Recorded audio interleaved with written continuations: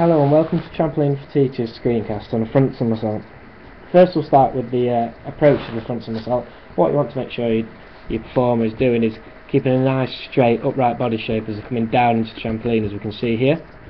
Also lifting the arms up ready for takeoff. What you want to emphasise to your performer here is just at this point here when they're coming out the trampoline, they want strong straight arms pointing in an upward direction. You want to emphasise the hips coming up and around the head, so from here around here, so they're in that front somersault tuck position.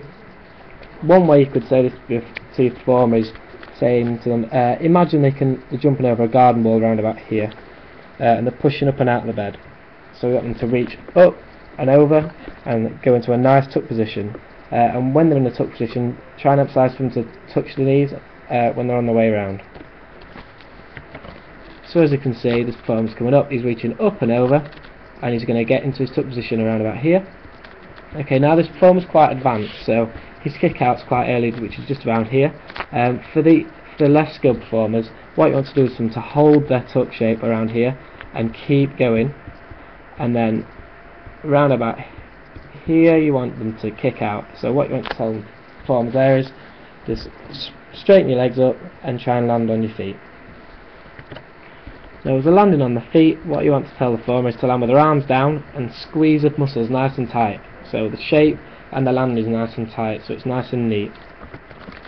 The out bounce ideally should be now lifting with your arms up, unlike this performer who just keeps his arms down. So it should be a nice stretch out in preparation for the next skill.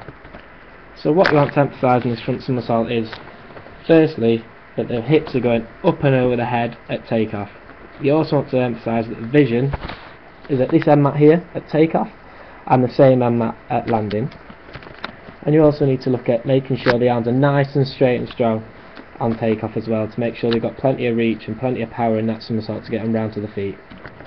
As your performer starts to progress, you might want to look to get a kick out like this performer, so make sure the performer gets a stronger push off at takeoff, so there's a lot more power in the somersault, and then kick out earlier and squeeze nice and tight and hold it down to landing. As with all the progressions in trampolining, what you want to ensure you do is keep the mat in to make sure the performer is nice and safe.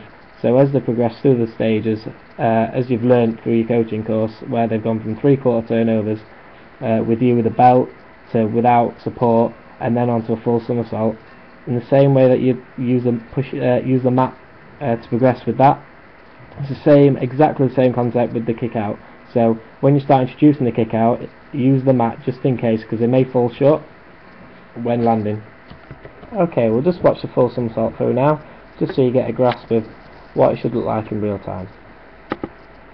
So up and over, kick out and land, and a nice straight bounce out.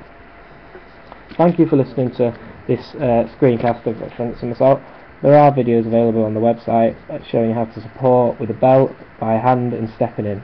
Thank you very much.